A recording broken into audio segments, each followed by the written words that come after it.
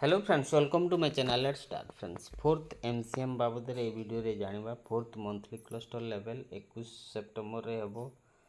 तेबे मासिक क्लस्टर स्तर बैठक सेप्टेम्बर 2024 रो एटा कार्यसूची वेलकम स्वागत कार्यसूची सूचना प्रदान विद्यालय प्रदर्शन आलोचना पूर्व बैठक विषय पुनरालोचना एफएलएन उपर सेप्टेम्बर मासर एकाडेमिक कैलेंडर बा शैक्षिक कैलेंडर नमूना पाठ योजना श्रेणी परिचालना समय सुविधा असुविधा जो क्लासरूम ऑब्जर्वेशन मान निर्धारण ट्रैकर असेसमेंट ट्रैकर आलोचना तापरे मान निर्धारण ट्रैकर रेस्टोर आलोचना रिवाइज असेसमेंट ट्रैकर आसी पूर्व असेसमेंट ट्रैकर को रिवाइज कराई तेबे ता डिटेल जानिबा। मध्याह्न भोजन हेबो नाश प्रस्तुति उपरे हेबो तापरे पर्यायभित्तिक मान निर्धारण टैबलेट रो व्यवहार टैबलेट स्कूल मानकरे व्यवहार निहाती दरकार। तेबे देखंतु पूर्व बैठक कौन रही एसबू तापरे एथरर सेप्टेम्बर मास शैक्षिक कैलेंडर उपरे विद्या प्रवेश जो तीनोटी डेवलपमेंटाल गोल बा विकासात्मक लक्ष्य आधारित शिक्षण फलाफल गुड़िक विषय आलोचना क्लास 2 रो लैंग्वेज एंड न्यूमरेसी रो एलो गुड़िक द्वितीय श्रेणी भाषा और शिक्षण फलाफल गुड़िक तेबे देखी नवा कौन रही लिंक रे क्लिक कले आम जानीपर।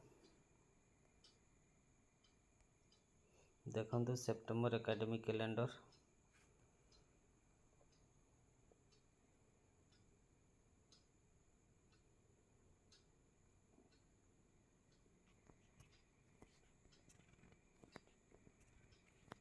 ये सब रही न्यूमरेसी रो देखंतु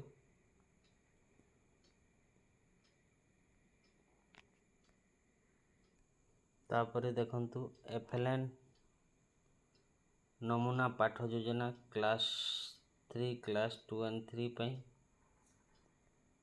एग्जाम्पल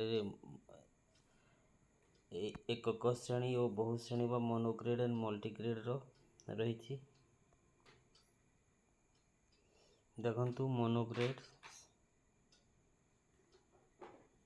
एटा पाठ योजना क्लास 3 पई 120 मिनिट रही भाषा शिक्षण पई मौखिक भाषा विकास और लिखन एलो दिया जाइछि सक्रियात्मक कार्य। देखंतु शिक्षण प्रक्रिया रही क्वेश्चन सब रही शिक्षण कार्य टीएलएम ए सब रही शिक्षकों द्वारा गल्प कथन तापर सेकेंड पीरियड डिकोडिंग और लिखन रही 40 मिनिट एलो अच्छी। देखंतु तापरे केते गुडे शिक्षण कार्य रही देखंतु तापरे तृतीय पीरियड पठन और लिखन 40 मिनिट धारा प्रवाह पठन एक्टिविटी 1 रही एक्टिविटी 2 स्वाधीन पठन और अभ्यास कार्य रही तापरे बहु श्रेणी मौलिक संख्या ज्ञान उपरे कौन रही देखी नवा। देखंतु एटा न्यूमरेसी सेप्टेम्बर मासर बहु श्रेणी पाठ योजना क्लास 2 एंड क्लास 3 पई फेडाण करिबा पाठ एलु। देखंतु एठी सक्रियात्मक कार्य दिया जाइछि कंक्रीट स्टेज रही 30 मिनिट्स रो। देखंतु एटा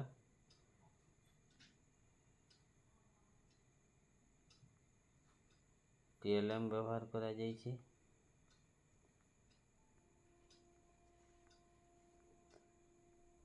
आलोचना है विभिन्न प्रश्नर तापरे रिप्रेजेंटेशन स्टेज बा चित्रित पर्याय 20 मिनिट। देखंतु एटा तापरे एब्स्ट्रैक्टेड अमूर्त ପର୍ଯ୍ୟାୟ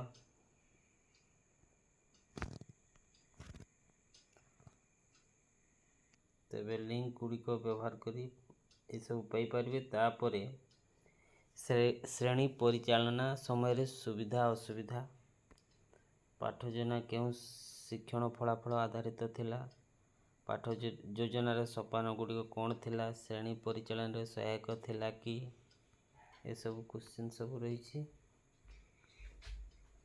ତାପରେ ମାନ ନିର୍ଦ୍ଧାରଣ ଟ୍ରାକର ଆଲୋଚନା, ମୌଳିକ ସାକ୍ଷର ସଂଖ୍ୟା ଜ୍ଞାନ, ମୋଟ ଶିକ୍ଷାର୍ଥୀ ସଂଖ୍ୟା ପ୍ରଥମ ଦ୍ୱିତୀୟ ତୃତୀୟ ଶ୍ରେଣୀର, ଶିକ୍ଷଣ ଫଳାଫଳ ହାସଲ କରିଥିବା ଶିକ୍ଷାର୍ଥୀ ସଂଖ୍ୟା, ମୋଟ ଶିକ୍ଷାର୍ଥୀ ସଂଖ୍ୟା, ଏହିପରି ନୁମେରେସିରେ ମଧ୍ୟ। ତାପରେ ଆସେସମେଣ୍ଟ ଟ୍ରାକର ରେଜିଷ୍ଟର ରହିଛି, ଦେଖିନେବା। ଶିକ୍ଷଣ ସୋପାନ ଏଫ୍ଏଲ୍ଏନ୍ ଦେଖନ୍ତୁ, ଏଇଟା ରିଭାଇଜ ହେଇଛି, ରୋଲ ନମ୍ବର, ଶିକ୍ଷାର୍ଥୀଙ୍କ ନାମ ଦିଆଯାଇଛି। ତାପରେ ଏଠି ଶିକ୍ଷଣ ସୋପାନ ରେଜିଷ୍ଟର ନିମନ୍ତେ ମାର୍ଗଦର୍ଶିକା ଏହା କିପରି ଫିଲ୍ଅପ୍ କରିବେ ତା ଡିଟେଲ୍ସ ଦିଆଯାଇଛି। ଶିକ୍ଷଣ ସୋପାନ ରେଜିଷ୍ଟର ପୂରଣ କରିବାର ଉଦ୍ଦେଶ୍ୟ ଅଛି। ଏହି ରେଜିଷ୍ଟରର ବ୍ୟବହାର ନିୟମାବଳୀ ରହିଛି, ଦେଖନ୍ତୁ। ତାପରେ ରେଜିଷ୍ଟରକୁ କିପରି ପୂରଣ କରିବେ ତାହା ରହିଛି, ଦେଖନ୍ତୁ। ଏଇଟା କୌଣସି ପିଲା ଯଦି ନିୟମିତ ବିଦ୍ୟାଳୟକୁ ଆସୁଛି କିନ୍ତୁ କୌଣସି କାରଣ ପାଇଁ ନିର୍ଦ୍ଧାରିତ ଦକ୍ଷତା ହାସଲ କରିପାରିନାହିଁ, ସେହି ସ୍ଥାନରେ ପିଲାଟିକୁ ଲାଲ ତ୍ରିଭୁଜ ଚିହ୍ନରେ ଚିହ୍ନିତ କରିବେ। ଉଦାହରଣ ସ୍ୱରୂପ ପିଲାଟି ଯଦି ଶବ୍ଦ ପଠନ ସମୟରେ ଶବ୍ଦ ଗୁଡ଼ିକୁ ପଢ଼ିବାରେ ଅସମର୍ଥ ହେଉଛି ଓ ଶବ୍ଦରେ ଥିବା ଅନେକ ଅକ୍ଷର ମଧ୍ୟ ଚିହ୍ନି ପାରୁନାହିଁ, ସେହି ପରିସ୍ଥିତିରେ ଶବ୍ଦ ପଠନ ଦକ୍ଷତାରେ ସେହି ପିଲାଟିକୁ ଲାଲ ରଙ୍ଗର ତ୍ରିଭୁଜ ଚିହ୍ନରେ ଚିହ୍ନିତ କରିବେ। ପିଲାଟି ଯଦି ଦୀର୍ଘ ସମୟ ଧରି ଅନୁପସ୍ଥିତ ରହିଛି, ସେହି ପରିସ୍ଥିତିରେ ପିଲାଟିକୁ କ୍ୟାପିଟାଲ ଏ ଚିହ୍ନ ଦେବେ, ଆବସେଣ୍ଟ। ଏଥିରୁ ଜଣାପଡ଼ିବ ଯେ ପିଲାଟି ଦୀର୍ଘ ଦିନ ଧରି ବିଦ୍ୟାଳୟ ଆସୁନଥିବାରୁ ପ୍ରତ୍ୟାଶିତ ଦକ୍ଷତାକୁ ହାସଲ କରିପାରିନାହିଁ। ଦୀର୍ଘ ଦିନର ଅର୍ଥ ହେଉଛି ପିଲାଟି ଯଦି ଗୋଟିଏ ମାସରେ 50%ରୁ କମ୍ ଦିନ ବିଦ୍ୟାଳୟକୁ ଆସିଛି। ତାପରେ ବିଶେଷ ଦ୍ରଷ୍ଟବ୍ୟ ଅଛି, ପିଲାଟି ଯଦି ଲଗାତାର 2 ମାସ ଧରି ଆସେ ତେବେ ରେଡ୍ ଟ୍ରାଙ୍ଗେଲ ଚିହ୍ନରେ ରହୁଛି, ସେହି ପରିସ୍ଥିତିରେ ଶିକ୍ଷକ ସେହିଭଳି ପିଲାମାନଙ୍କର ତଥ୍ୟ ସିଆର୍ସିଙ୍କୁ ଜଣାଇବେ। ସିଆର୍ସି ଶ୍ରେଣୀ ପର୍ଯ୍ୟବେକ୍ଷଣ କରି ସେହି ପିଲାମାନଙ୍କର ଶିକ୍ଷଣ ଜନିତ ସମସ୍ୟା ବିଷୟରେ ଅବଗତ ହେବେ। ସିଆର୍ସି ଏହି ପିଲାମାନଙ୍କର ସମସ୍ୟା ଡ୍ୟାଟ୍ର ନିର୍ଦ୍ଦିଷ୍ଟ ବ୍ଲକ ଦାୟିତ୍ୱରେ ଥିବା ଶିକ୍ଷକ ପ୍ରଶିକ୍ଷକଙ୍କ ସହ ଆଲୋଚନା କରିବେ। ଆଲୋଚନାର ଉଦ୍ଦେଶ୍ୟ ହେଉଛି ଯେ ଏହି ପିଲାମାନଙ୍କର ଶୈକ୍ଷିକ ସୁଧାର ପାଇଁ ଆବଶ୍ୟକ କାର୍ଯ୍ୟ ଯୋଜନା ପ୍ରସ୍ତୁତ କରିବା। କୌଣସି ପିଲା ଯଦି ଶିକ୍ଷକଙ୍କ ସହାୟତା ନେଇ ଶ୍ରେଣୀଭିତ୍ତିକ ଦକ୍ଷତା ହାସଲ କରିପାରୁଛି, ସେହି ପରିସ୍ଥିତିରେ ଆମେ ପିଲାଟିକୁ ପ୍ଲସ୍ ଚିହ୍ନରେ ବା ଯୋଗ ଚିହ୍ନରେ ଚିହ୍ନିତ କରିବା। ଏହାର ଅର୍ଥ ହେଉଛି ପିଲାଟି ଶିକ୍ଷଣ କାର୍ଯ୍ୟର ଅଧିକାଂଶ ଅଂଶ ନିଜେ କରିପାରୁଛି କିନ୍ତୁ କାର୍ଯ୍ୟଟିକୁ ଶେଷ କରିବା ପାଇଁ ଶିକ୍ଷକଙ୍କ ସହାୟତା ଲୋଡୁଛି। ସେହିପରି ଷ୍ଟାର ଚିହ୍ନ ଦେଖନ୍ତୁ, କୌଣସି ପିଲା ଯଦି ଶ୍ରେଣୀଭିତ୍ତିକ ଦକ୍ଷତା ଗୁଡ଼ିକ ହାସଲ କରିଛି, ସେହି ପରିସ୍ଥିତିରେ ପିଲାଟିକୁ ଆମେ ଷ୍ଟାର ଚିହ୍ନରେ ଚିହ୍ନିତ କରିବା। ଦେଖନ୍ତୁ ଗ୍ରୀନର ଗୋଲ ଚିହ୍ନ ଡଟ୍। କୌଣସି ପିଲା ଯଦି ଶ୍ରେଣୀଭିତ୍ତିକ ଦକ୍ଷତା ପାରଙ୍ଗମତା ହାସଲ କରିଛି ଓ ନିଜ ସହପାଠୀଙ୍କୁ ମଧ୍ୟ ସହାୟତା କରୁଛି, ସେହି ପିଲାଟିକୁ ଆମେ ଏ ଗ୍ରୀନରେ ଟିକିଲି ଚିହ୍ନିତ କରିବା। ରେଜିଷ୍ଟର ବ୍ୟବହାର ସମ୍ବନ୍ଧିତ କିଛି ଗୁରୁତ୍ୱପୂର୍ଣ୍ଣ ସୂଚନା କ'ଣ କରିବା ଉଚିତ, ଡୁଜ୍ ଆଣ୍ଡ ଡୋଣ୍ଟ ଡୁଜ୍। ରେଜିଷ୍ଟର ପିଲାମାନଙ୍କର ପ୍ରତି ମାସର ଶୈକ୍ଷିକ ପ୍ରଦର୍ଶନ ଲିପିବଦ୍ଧ କରିବା, ପୂର୍ବ ମାସର ଶୈକ୍ଷିକ ପ୍ରଦର୍ଶନ ଅନୁସାରେ ପିଲାର ପ୍ରଗତିକୁ ତୁଳନା କରିବା ଓ ଆବଶ୍ୟକ ପଦକ୍ଷେପ ନେବା। କିଛି ସମୟର ମାନ ନିର୍ଦ୍ଧାରଣ ପରେ ଶ୍ରେଣୀରେ ଯେଉଁ ପିଲାମାନେ ନିର୍ଦ୍ଧାରିତ ଶିକ୍ଷଣ ଦକ୍ଷତା ହାସଲ କରି ପାରୁନାହାନ୍ତି, ସେମାନଙ୍କ ବିଷୟରେ ସିଆର୍ସିଙ୍କ ସହ ଆଲୋଚନା କରି ଯୋଜନା ପ୍ରସ୍ତୁତ କରିବା। ରେଜିଷ୍ଟରର ଶେଷରେ ଥିବା ବାରମ୍ବାର ପଚରାଯାଉଥିବା ପ୍ରଶ୍ନ ଗୁଡ଼ିକ ଦେଖି ପିଲାଙ୍କ ଦକ୍ଷତା ବୃଦ୍ଧି ଓ ଆଗାମୀ ଦିନର ଯୋଜନା ପ୍ରସ୍ତୁତ ସମ୍ବନ୍ଧୀୟ ସୂଚନା ପ୍ରାପ୍ତ କରିବା। ପ୍ରତି ମାସର ବିଦ୍ୟାଳୟ ପରିଚାଳନା ସମିତି ଓ ପିଟିଏ ବୈଠକରେ ପିଲାମାନଙ୍କର ପ୍ରଗତି ବିଷୟରେ ପ୍ୟାରେଣ୍ଟ ଟିଚରଙ୍କ ସହ ଆଲୋଚନା କରିବା। ଶିକ୍ଷଣ କାର୍ଯ୍ୟ ଓ ପାଠ ଯୋଜନା ପ୍ରସ୍ତୁତ କରିବା ପାଇଁ ଶିକ୍ଷକ ସହାୟକ ପୁସ୍ତିକାର ସହାୟତା ନେବା। ପ୍ରଶିକ୍ଷଣ ଓ ମାସିକ କ୍ଲଷ୍ଟର ସ୍ତରୀୟ ବୈଠକର ବିଷୟବସ୍ତୁକୁ ଶ୍ରେଣୀ ପରିଚାଳନାରେ କାର୍ଯ୍ୟକାରୀ କରିବା। କ'ଣ କରିବା ନାହିଁ? ଶିକ୍ଷଣ ଦକ୍ଷତା ହାସଲ କରିପାରୁନଥିବା ପିଲାଙ୍କ ପ୍ରତି ଅବହେଳା କରିବା ନାହିଁ। ମାନ ନିର୍ଦ୍ଧାରଣ ଫଳକୁ ନେଇ ପିଲାମାନଙ୍କ ମଧ୍ୟରେ ତୁଳନା ଓ ପାତର ଅନ୍ତର କରିବା ନାହିଁ। ମାନ ନିର୍ଦ୍ଧାରଣ ଫଳକୁ ଭିତ୍ତି କରି ପିଲାମାନଙ୍କୁ ନେଗେଟିଭ୍ ମନ୍ତବ୍ୟ ଦେବା ନାହିଁ। ଶିକ୍ଷଣ ସମସ୍ୟାର ସମାଧାନ ବା ସହାୟତା ପାଇଁ CRCC ଓ ଡେଟ୍ ଫ୍ୟାକଲ୍ଟି ସହ ଆଲୋଚନା କରିବାକୁ ପଛାଇବା ନାହିଁ। ଦେଖନ୍ତୁ ଦକ୍ଷତା ଉପଦକ୍ଷତା ସବୁ ରହିଛି। ଏଠି 1ରୁ ଶିକ୍ଷାର୍ଥୀମାନ ରୋଲ୍ ନମ୍ବର ରହିଛି, ଆଉ ସଂକଳନ କେଉଁ ଷ୍ଟେଜ୍ରେ ରହିବେ, ରେଡ୍ ଟ୍ରାଙ୍ଗେଲ୍ ନା ପ୍ଲସ୍ ନା ଷ୍ଟାର୍ ନା ଗ୍ରୀନ୍ ଡଟ୍ରେ ରହିବେ, ତାହା ଆପଣ ଏଠି ମାର୍କ କରିବେ। ତେବେ ଦେଖନ୍ତୁ ଓରାଲ୍ ଲାଙ୍ଗୁଏଜ୍ ଡେଭଲପମେଣ୍ଟ ବା ମୌଖିକ ଭାଷା ବିକାଶ, ତାପରେ ଡିକୋଡ଼ିଂ, ତାପରେ ରିଡ଼ିଂ, ତାପରେ ରାଇଟିଂ ଅଛି, ତାପରେ ମୋଟ ପିଲା ସଂଖ୍ୟା, ତାରିଖ ଏବଂ ଟିଚରଙ୍କ ସ୍ୱାକ୍ଷର ରହିଛି। ସେହିପରି ଜୁନ୍ ମାସରେ ଦେଖନ୍ତୁ ଏହିପରି ରହିଛି।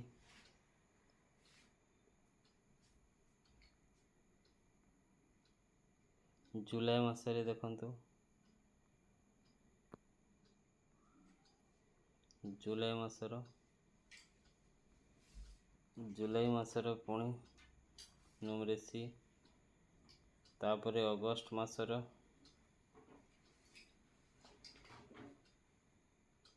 ତାପରେ ନ୍ୟୁମେରେସି ଅଗଷ୍ଟ ମାସର, ସେପ୍ଟେମ୍ବର ମାସର ଲାଙ୍ଗୁଏଜ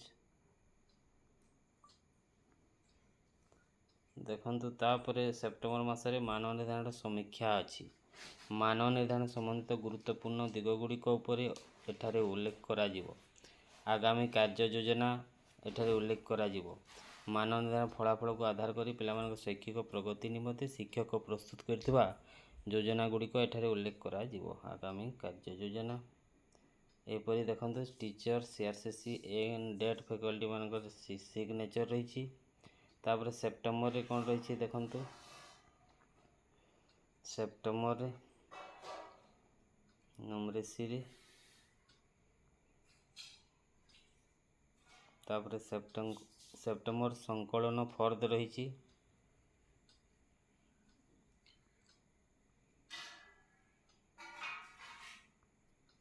ସେପ୍ଟେମ୍ବର ସଂକଳନ ଫର୍ଦ ସେପ୍ଟେମ୍ବରର ଦେଖନ୍ତୁ, ଅକ୍ଟୋବରର ଦେଖନ୍ତୁ,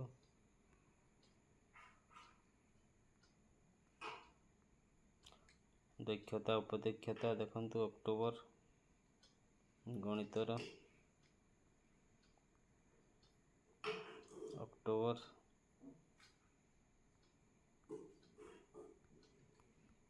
ନଭେମ୍ବର,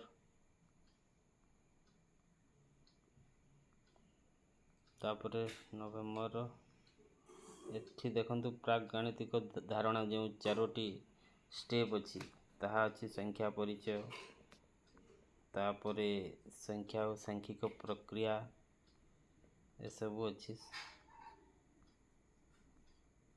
ତାପରେ ଡିସେମ୍ବର ଭାଷା ପାଇଁ 4ଟି step, OLD, decoding, reading, writing. December ଦେଖନ୍ତୁ ମ୍ୟାଥ୍ ପାଇଁ ପ୍ରାକ୍ ଗାଣିତିକ ଧାରଣା, ସଂଖ୍ୟା ପରିଚୟ, ତାପରେ ସଂଖ୍ୟା ଓ ସାଂଖ୍ୟିକ ପ୍ରକ୍ରିୟା, ମାପ ସମ୍ବନ୍ଧୀୟ ଧାରଣା, ସଂରଚନା ଓ ତଥ୍ୟ ପରିଚାଳନା, ଏସବୁ ଷ୍ଟେପ୍ରେ ଦକ୍ଷତା ଉପଦକ୍ଷତା ସବୁ ଅଛି। ଲାଙ୍ଗୁଏଜ୍ ଆଣ୍ଡ ନ୍ୟୁମେରେସିର ଦେଖନ୍ତୁ ଡିସେମ୍ବର, ତାପରେ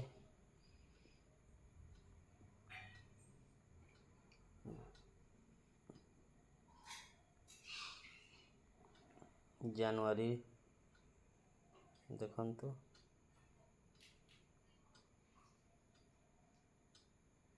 ତାପରେ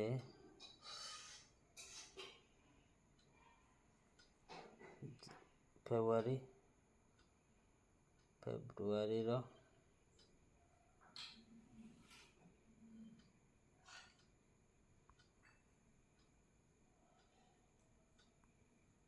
ମାର୍ଚ୍ଚ।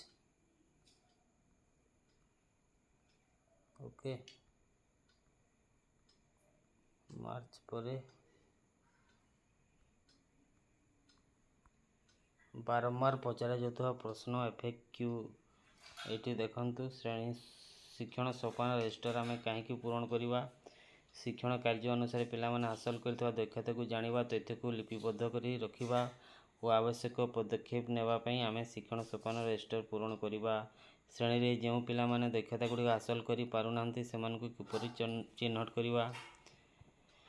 ଦୈନନ୍ଦିନ ଶିକ୍ଷଣ ଓ ଶିକ୍ଷାଦାନ ପ୍ରକ୍ରିୟାରେ ପିଲାମାନଙ୍କ ପ୍ରଦର୍ଶନକୁ ଆଧାର କରି ସେମାନଙ୍କ ଦକ୍ଷତା ହାସଲ ସ୍ତର ଜାଣିବା।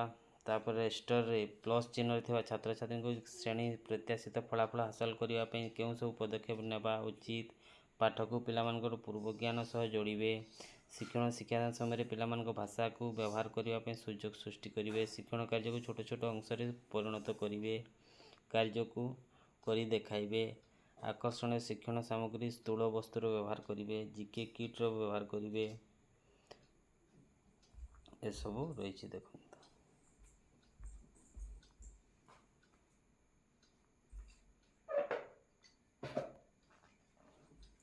ଏଇଟା ହେଲା ଶିକ୍ଷଣ ସୋପାନ ଶିକ୍ଷଣ ସୋପାନ କ୍ଲାସ୍ 1 ପାଇଁ, ଏପରି କ୍ଲାସ୍ 2 କ୍ଲାସ୍ 3 ପାଇଁ ରହିଛି। କ୍ଲାସ୍ 2 ପାଇଁ ଦେଖନ୍ତୁ ଏଇଟା।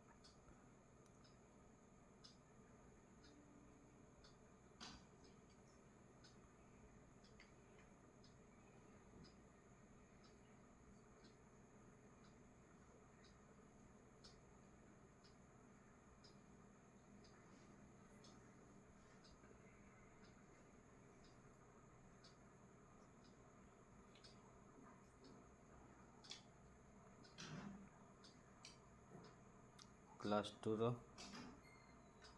ମାର୍ଚ୍ଚ ଦେଖନ୍ତୁ।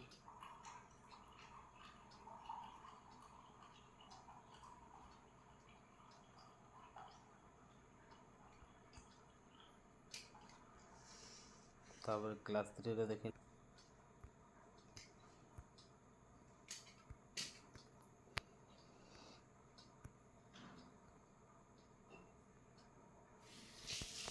ଦେଖନ୍ତୁ।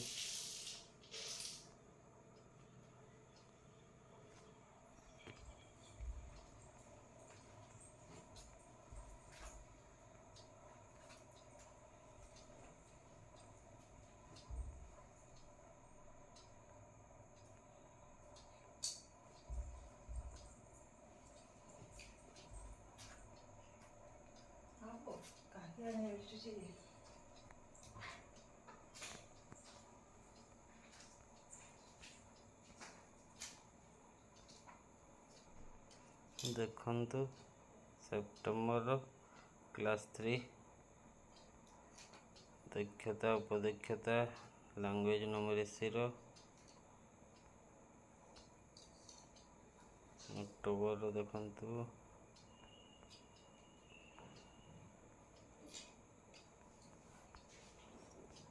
ନଭେମ୍ବର,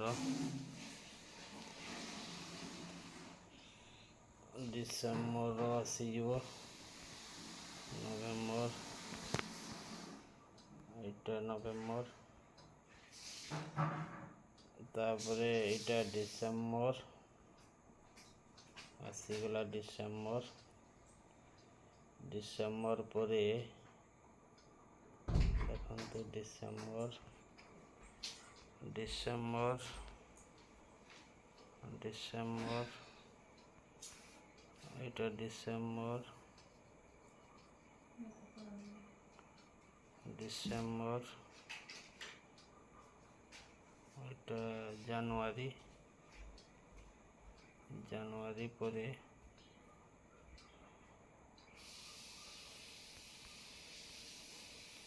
ଜାନୁଆରୀ, ଫେବୃଆରୀ, ଫେବୃଆରୀ ଦେଖନ୍ତୁ,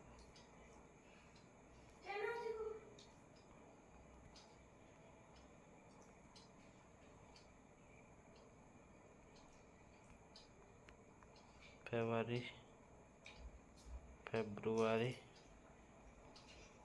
ଫେବୃଆରୀ ପରେ ମାର୍ଚ୍ଚ,